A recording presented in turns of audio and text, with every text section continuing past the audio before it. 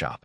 We specialize in vintage Harleys and rare European bikes. Think 70s Triumphs, 50s Panheads, machines that leak oil and personality in equal measure. Not exactly a billion-dollar app startup, but it pays the bills and I get to work with my hands instead of dying in a cubicle surrounded by corporate buzzwords and ergonomic lies. Been dating Natalie, 29F, for about 15 months now. Met her at this little coffee shop that served espresso like it was handcrafted by monks. We hit it off immediately. She smiled, asked questions about my work like she actually cared what a carburetor does, and even came by the shop a few times without flinching at the grease or my profanity-laced playlists. Then there's her family. Whole different engine block. Upper middle class. Both parents are CPAs. I restore vintage machines that survived the 60s. They audit spreadsheets and celebrate tax season like it's Coachella. Her mom, Daisy, in particular, polite, but with the kind of smile you'd expect from someone who's trying to convince herself that tofu tastes like real food. From day one, Daisy's been asking about my business model with the same tone you'd use to ask someone how often they wash their hands. She's never rude, per se. Just precision-level skeptical. Like if I told her I performed open-heart surgery on a Harley, she'd ask if I had a 5-year growth forecast. Despite all that, Sunday dinners became routine around the 6-month mark. Daisy would cook these elaborate meals that looked like they came with Michelin stars, and her husband Austin would talk investments. Honestly, I didn't mind it. Free food, a little side-eye from Daisy, and Austin's actually kind of fun once you get past the stocks talk. He's like a human version of a Wall Street Journal, but with dad jokes. Last Sunday started the same way. We rolled up around 2 p.m. Daisy greeted us like always, apron tied, smile tight enough to snap floss. Dinner was another production, roast, sides, some quinoa thing that probably had a TED Talk about it. We eat, we talk, Natalie's glowing. I'm just trying not to say anything that'll make Daisy twitch. Around 4 p.m., Natalie's phone rings. FaceTime. Oh my God, Ariana. I haven't talked to you in forever, she says, like she just found out her favorite boy band reunited. She bolts to the living room like it's an Olympic event. How's the new job? She says, laughing, already knee-deep in college gossip. Austin and I start clearing the dishes. I actually enjoy it. Less small talk, more movement. Dude's got a good system too, pre-rinse like a champ. From the kitchen, I can hear Natalie and Ariana catching up. Remember that time you locked us out of the dorm? I still have the scar from that fire escape. Then full-on giggling. Like, Disney Channel flashback montage giggling. I'm drying a plate when I hear Natalie shout, Mom, come here. Ariana wants to say hi to you too. And like clockwork, Daisy goes to the living room. I finish loading the dishwasher. Well, reloading it, because Austin put 3 bowls in like he was trying to play Tetris blindfolded.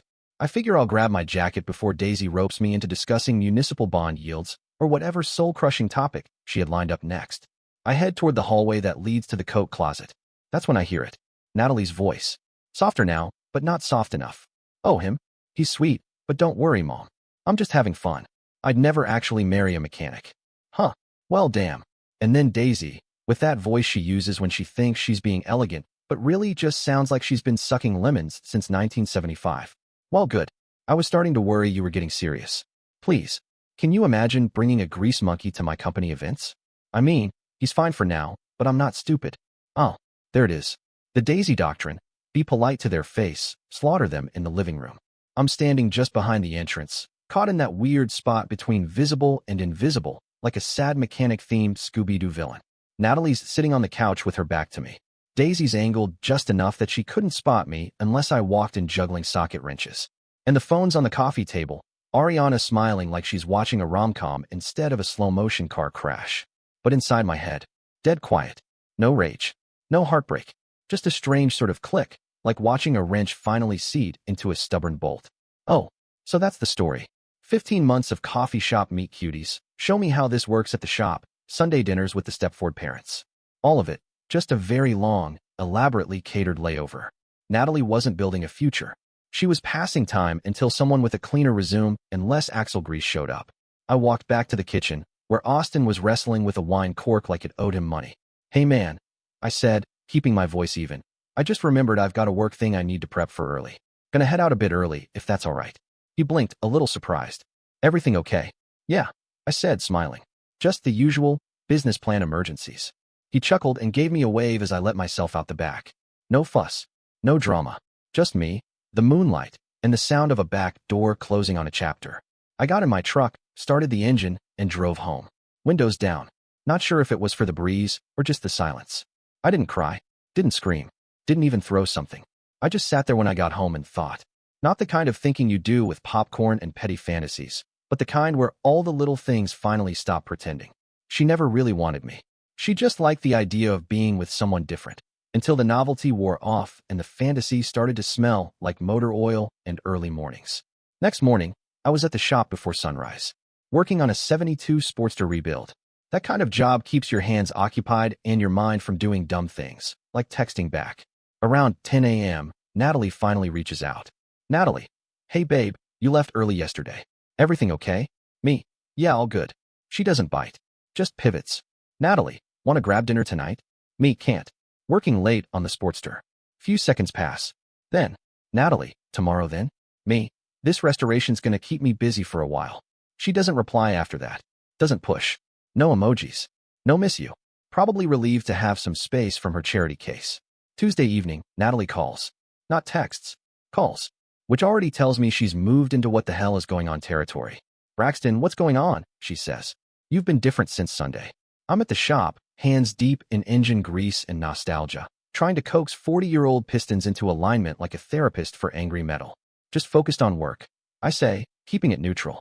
Are we okay? She asks, voice all soft concern like I didn't overhear her talk about me like a clearance rack boyfriend. We're fine, Natalie. Just busy. There's a pause, then the kicker. When can I see you? I glance at the disassembled Sportster spread out on my bench like a surgical patient. I'll let you know when this project's done. She hangs up after that, not angry, just confused. Probably wondering when her lovable blue-collar side quest became a real person with boundaries. But I'm not ready to have that conversation yet. First, I need to handle the basics. The practical things.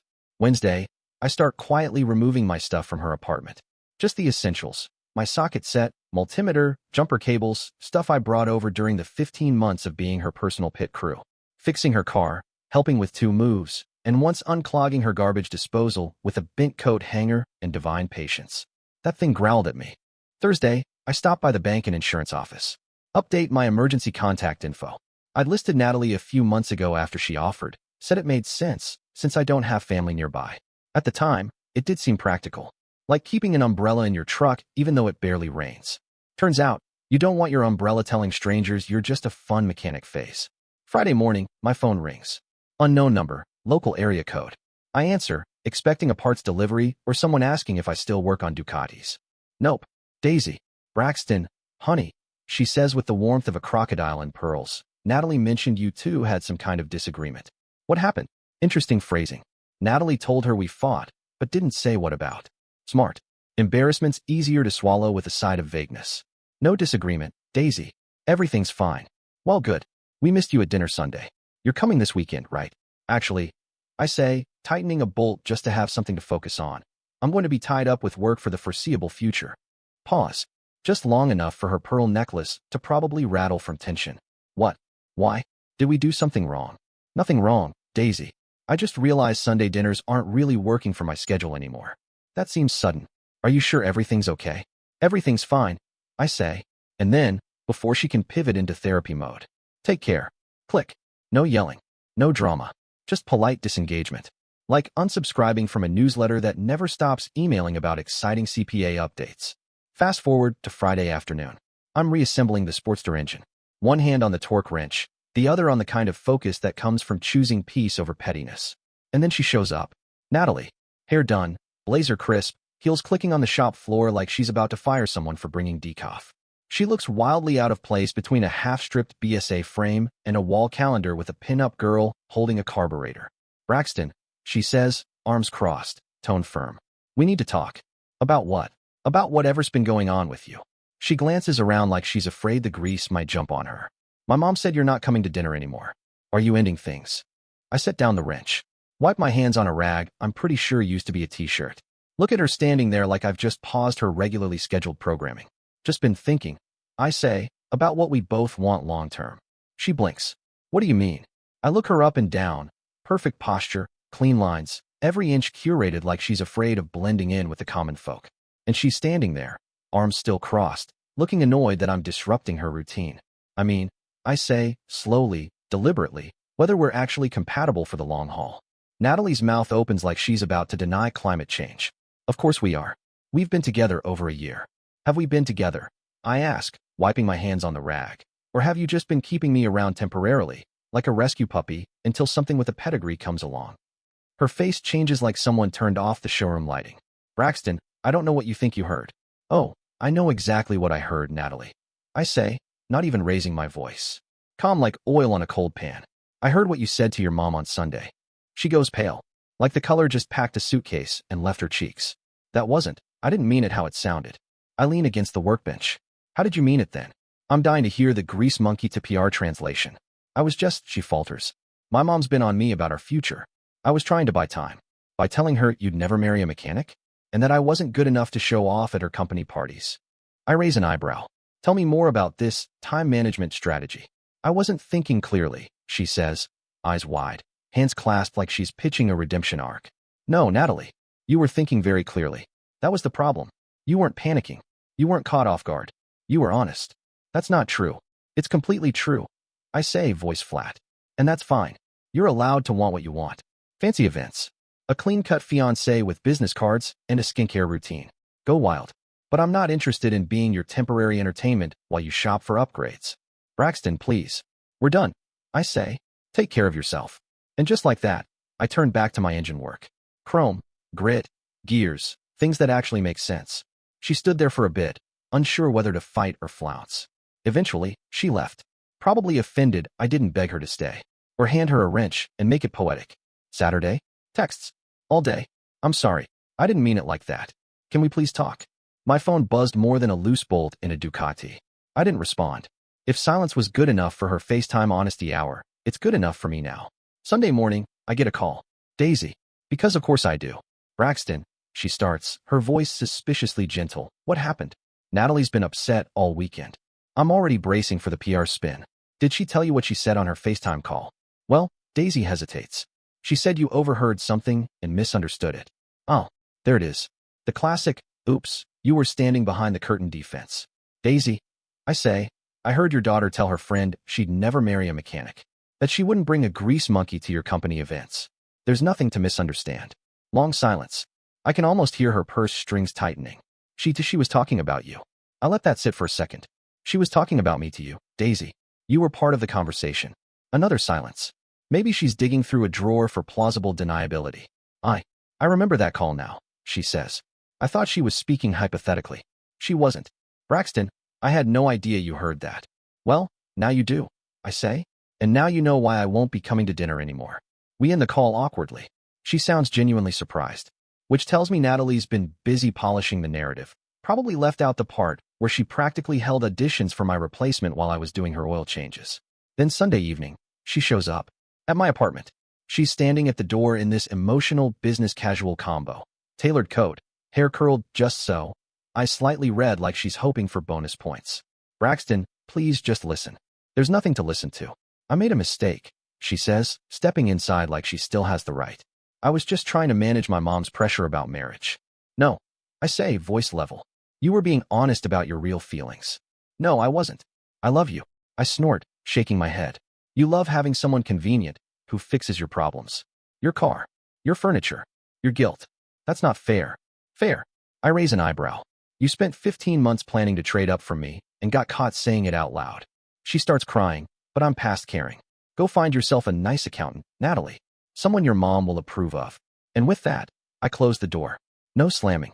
No dramatic exit. Just a firm end to the subscription. It's been 4 days since then. She's left notes under my door like we're in some Jane Austen reboot, dropped off flowers like I'm allergic to boundaries, and even showed up at the shop again. I told Jake, my one full-time employee, do not let her past the front office. I don't care if she shows up with cookies, tears, or a handwritten apology on monogram stationery. She stays in the lobby. Jake nodded like he'd just been promoted to security chief, which, in a way, he had. Meanwhile, her friends have taken up the role of emotionally manipulative carrier pigeons. I've been getting messages like, "You're being so cold. Can't believe you're throwing this away. She made one mistake. Look, this wasn't oops, I forgot your birthday or sorry I called your dog ugly. This was a full-blown monologue about how I'm a grease monkey she's tolerating until Prince PowerPoint shows up. And she said it when she thought I couldn't hear her. That's the part they keep skipping. I'm not mad. I'm not heartbroken. I'm just done wasting time being someone's placeholder while they wait for a shinier option. So, I'm back to what makes sense, building bikes for people who don't ask if I've considered leveraging my skill set into a scalable brand opportunity. Natalie, meanwhile, has launched a full-blown damage control campaign. The PR firm in her head is working overtime. She's telling anyone who'll listen that I misunderstood what she said, that I'm being dramatic over a simple miscommunication. Right. Calling me a grease monkey who's fine for now, but not good enough to marry? Miscommunication. Sure.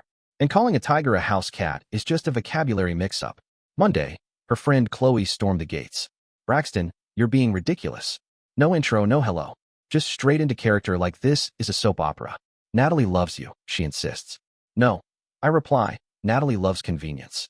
She loved that I fixed her car, moved her furniture, unclogged her sink, and played nice at dinner with her passive-aggressive mother. But she didn't love me. She made one comment to get her mom off her back. Chloe snaps. You're destroying a good relationship over nothing. Chloe, I say, setting down the carburetor I was rebuilding. She called me a grease monkey. Said she'd never marry a mechanic. Said she'd be embarrassed to bring me to work events. Not in anger, not in private, but to her mother, while they laughed and nodded like I was a funny little pet who knew how to use tools. She was frustrated and said something stupid. No, she said something honest when she thought I couldn't hear it.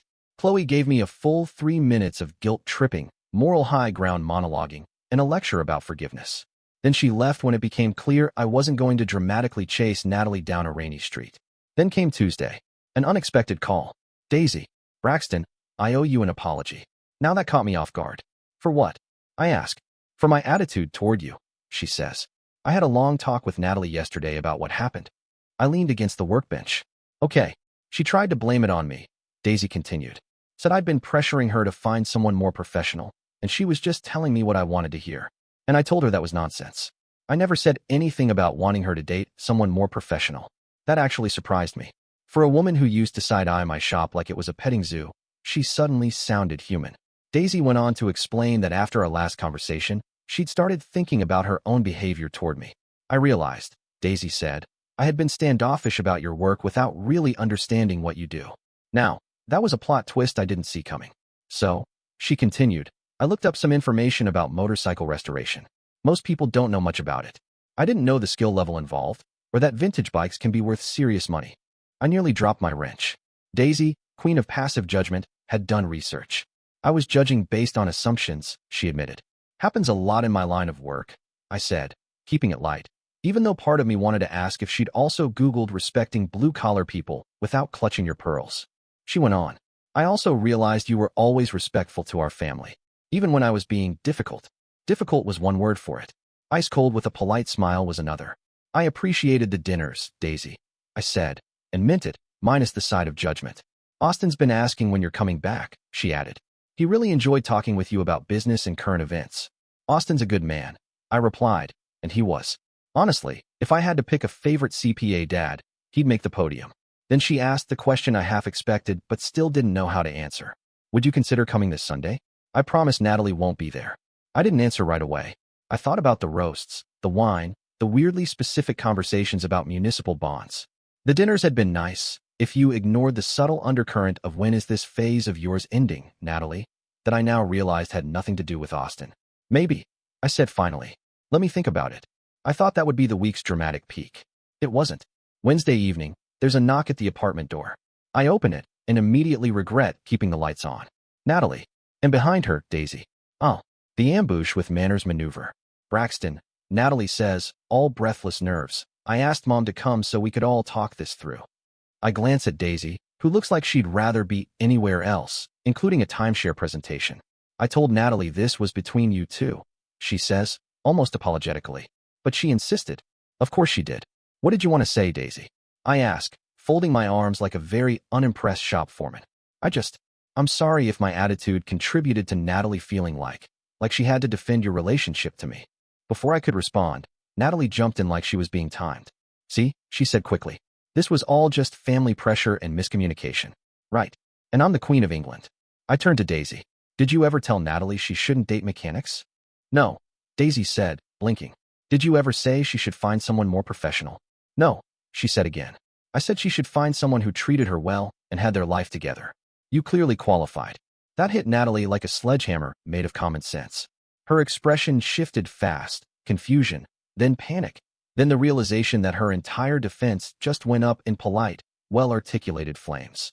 I looked back at Daisy. When Natalie said she'd never marry a mechanic on that call, did you agree because you felt that way too? Daisy looked at Natalie, then back at me.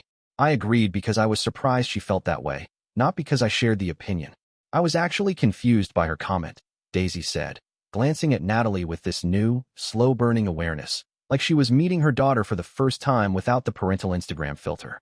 Natalie, stop, I said, cutting through the air like a torque wrench through soft aluminum. You said what you said. Own it. Stop trying to blame everyone else for your mouth. The dynamic shifted right there in my apartment. I could see it, Daisy watching her daughter squirm, realizing her polite, well-manicured child might not be the noble romantic heroine she always assumed. Turns out the princess sometimes throws the mechanic under the royal bus. Braxton, I'll do anything to fix this, Natalie said, her voice raw, desperate. There's nothing to fix, I replied. You showed me exactly how you feel about me and my work. I believe you, but I was wrong. No, Natalie, you weren't wrong. I looked her right in the eyes. You were honest, and I'd rather know the truth than live a lie. That hit her harder than yelling ever could. Eventually, they left, Natalie in tears and Daisy quiet, thoughtful, like someone who just watched the director's cut of her daughter's personality. Thursday, I get a call from Austin, which never happens. Man's a CPA, not exactly known for spontaneous emotional check-ins. Braxton, he starts, I don't know all the details of what happened with Natalie, but I want you to know, you're welcome in our home regardless. Thanks, Austin. I appreciate that. Daisy told me some of what was said. You handled it with more class than most men would have. No point in making a scene, I said. Turns out staying calm works better than shouting at someone in front of your engine block. You thinking about coming to dinner Sunday? Yeah, I might, I said.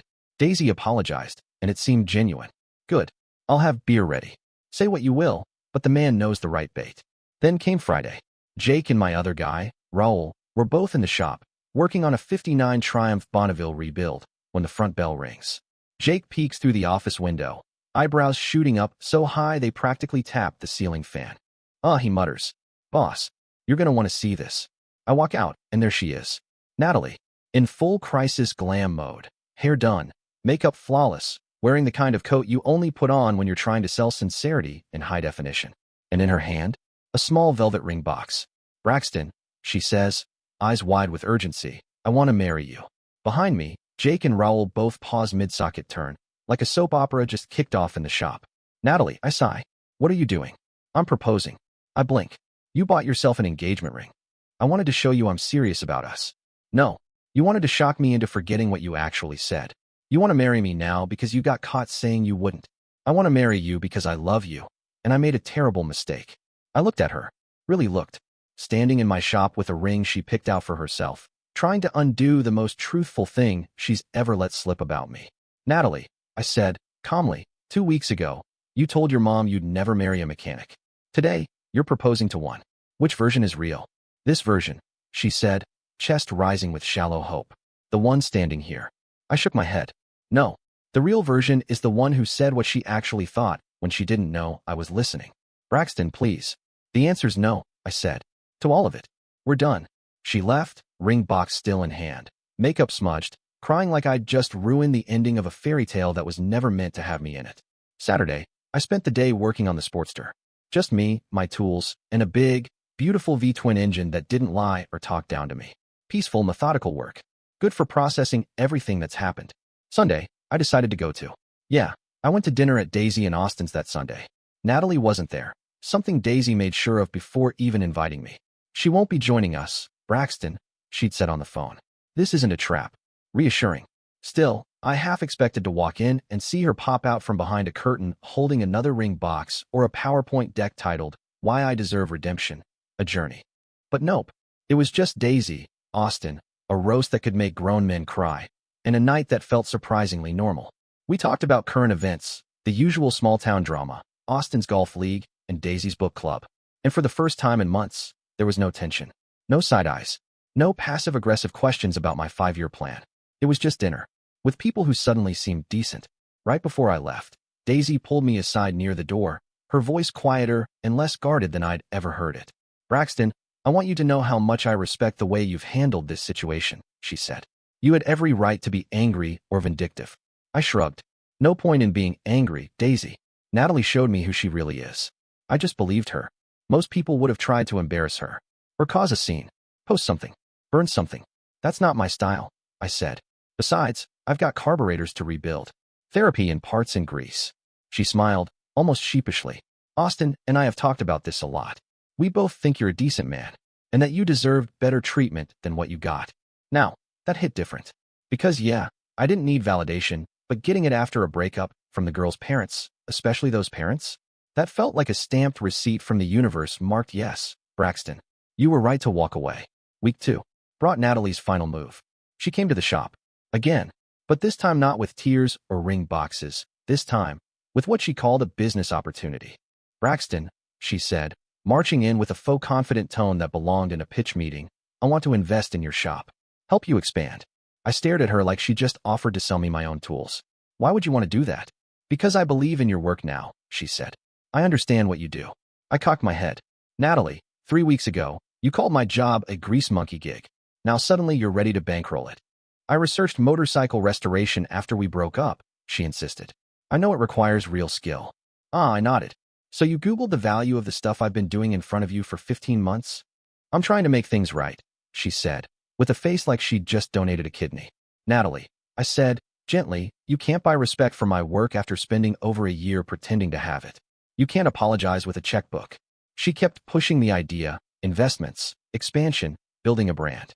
She even said the word franchise, like she thought I was itching to turn my custom shop into a nationwide chain of Harley-themed strip mall kiosks.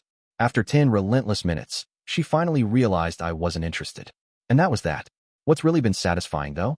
Watching the family dynamics shift. Natalie's been trying to tell extended family that I'm being stubborn and unforgiving over a tiny comment. You know, just a little he's not marriage material, and I'm ashamed of him throwaway line. Casual. But Daisy and Austin haven't let it slide. Apparently, at some family gathering, Natalie started her little victim monologue, and Daisy shut it down like a bouncer at capacity. Natalie said what she said, Daisy told them. And she meant it. Braxton has every right to end things with someone who's embarrassed by his career. Austin, even more direct. Guy told his golf buddies that I was a skilled craftsman his daughter never appreciated. Said it like he was announcing the winners of the Masters. Word's gotten around. Natalie's Golden Girl glow has dimmed a bit in their social circle, and mine? Apparently improving. Austin's already referred 2 potential clients to me, guys with vintage bikes and cash who heard I do quality work. And the kicker? That business investment pitch Natalie made? It backfired. Once people found out she offered to invest after the breakup, it made her look desperate, calculated, like she was trying to buy her way back into a relationship she'd publicly dismissed. Meanwhile, the shop's been doing just fine, better than fine, really. We've got a handful of new restoration projects lined up. One of them's a 1969 Triumph Bonneville, an absolute classic. Looks rough now, but once we're done, she's going to purr like a British gentleman in a leather jacket. It's honest work, steady hours, fair pay, and most importantly, clients who actually appreciate craftsmanship. People who don't ask, but what's your exit strategy? Like they're trying to drag me onto an episode of Shark Tank. That clarity, that peace, it's been real nice. And yeah, I've started seeing someone new. Met Ariana at a vintage bike show 2 weekends back. She was standing next to a beautifully restored Honda CB550, talking shop with some old-timers like she'd grown up with a wrench in one hand and a helmet in the other. She's a nurse, rides her own bike, does her own maintenance, which, if you ask me, is hotter than any glass office job someone's mom could approve of. When I told her what I do, her eyes lit up. Wait, she said, you own your own restoration shop? What are you working on right now? Not oh cool. So, like, you change oil and stuff? No scrunch. No weird tone. Just genuine interest. She came by the shop later that week. We spent 2 hours talking engines and restoration techniques before we even thought about dinner.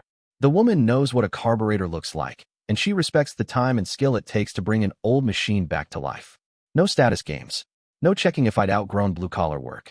Just curiosity, appreciation, and that's worth more than all the family dinners in the world. Last week, I got a text from Natalie. I heard you're dating someone new. I hope you're happy. No punctuation. Classic move.